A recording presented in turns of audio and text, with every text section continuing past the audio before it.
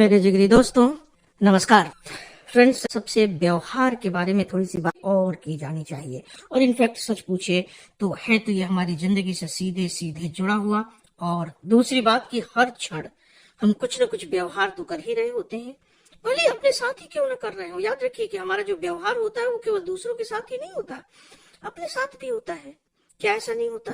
कभी आपको अपने ऊपर प्यार आता है, कभी अपने आप पर ही खूब गुस्सा आता है, कभी अपने पर ही आप चिड़चिड़ाने लगते हैं, कभी बड़े शांत भाव का अनुभव करते हैं।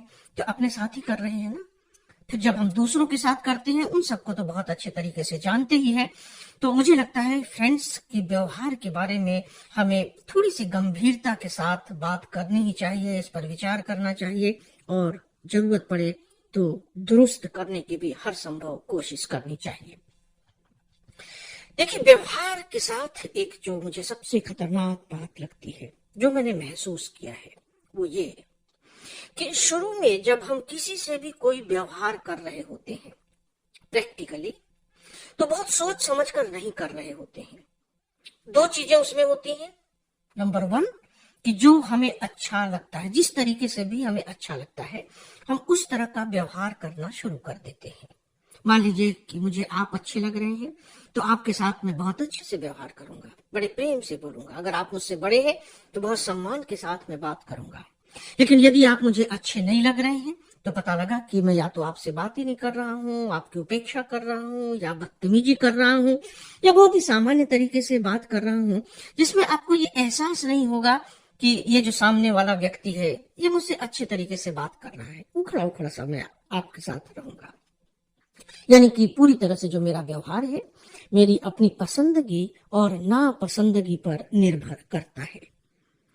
दूसरा जो तरीका होता है मेरे व्यवहारों को निर्धारित करने वाला, वो है मेरे विचार। मेरे विचार किस तरीके के हैं?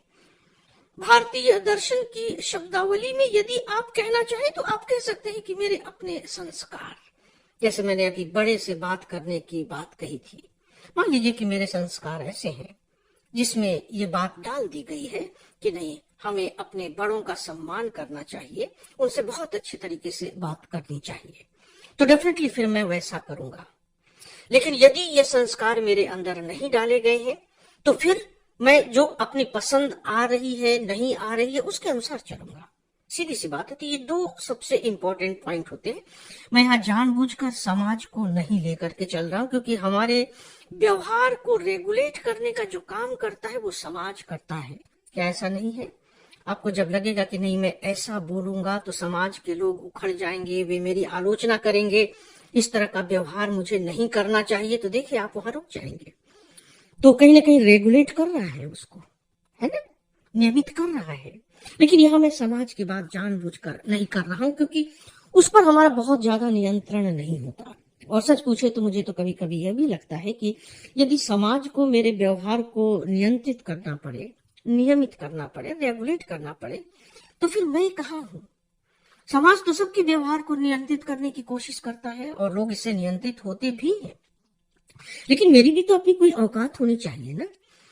क्या मेरा अपने ऊपर बिल्कुल भी नियंत्रण नहीं है और मैं हर समय किसी दूसरे के द्वारा नियंत्रित किए जाने की उम्मीद करता हूँ, अपेक्षा करता हूँ कि कोई दूसरा आए और मुझे बताए, रास्ता दिखाए? क्या सच में मैं अपने आप में कुछ भी नहीं हूँ? आप अपने आप में कुछ भी नहीं है? एक उम्र के बाद हमें कम से कम अपने ऊपर ये तो भरोसा रखना ही चाहिए कि नहीं, मैं भी कुछ हूँ। और जब मैं कह रहा हूँ मैं भी कुछ हूँ, तो इसका मतलब घमंड से नहीं है, ईगो से नहीं है। मतलब कि यदि मेरी कोई बुरी चीज है तो ठीक है, उसे मैं खुद कंट्रोल कर सकता हूँ, मुझे खुद सुधारना चाहिए। ये समझ तो होनी ही चाहिए, आत्मविश्वास तो होना ही चाहिए, क्योंकि तभी तो हम उन चीजों से भी मुक्ति पा सकेंगे, अपने व्यवहार के उन घटिया रूपों से भी छुट्टी पा सकेंगे जिनकी कभी समाज परवाह ही नहीं करता। ठीक है, आप करते रहिए, अकेले में भी तो हम कुछ भी कर सकते हैं। जैसा कि मैंने कहा कि मैं अपने ऊपर ही चिड़चिड़ा रहा हूँ, अपने ऊपर ही गुस्सा हो रहा हूँ, कमरे में बंद हूँ और अपना सिर फोड़ रहा हूँ, सिर ढूंढ रहा हूँ, अपने आप को मार रहा हूँ। लोग ऐसा करते हैं, ये एक प्रकार की मानसिक बीमारी है।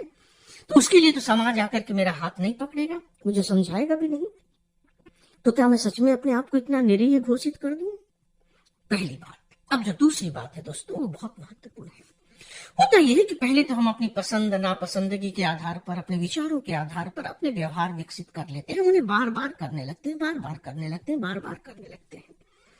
और जब कोई चीज हम बार बार करने लगते हैं तो क्या होता है, वो फिर हमारा व्यवहार नहीं रह जाता, वो हमारी आदत बन जाती है, आदत बन जाती है। फिर हम वैसा ही करते हैं। बाहर सब कुछ परिवर्तित है, हर क्षण परिवर्तनशील है, ज्यों का त्यों कभी कुछ रिपीट होता ही नहीं है। लेकिन चूंकि हमारे व्यवहार को एक आदत पड़ गई है, मैं अंडरलाइन कर रहा हूं, हमारे व्यवहार को एक आदत पड़ गई है, तो बस मैं उसी तरह से अब व्यवहार करूंगा। मैंने कहा कि व्यवहार करूंगा, जबकि सच ये है कि मैं व्यवहार नहीं कर रहा हूं, मैं अपने आदत के द्वारा परिचालित हो रहा हूं। मैं चाहूंगा कि आप सब अपने अपने व्यवहार और आदतों को आइडेंटिफाई करने की प्लीज कोशिश करें।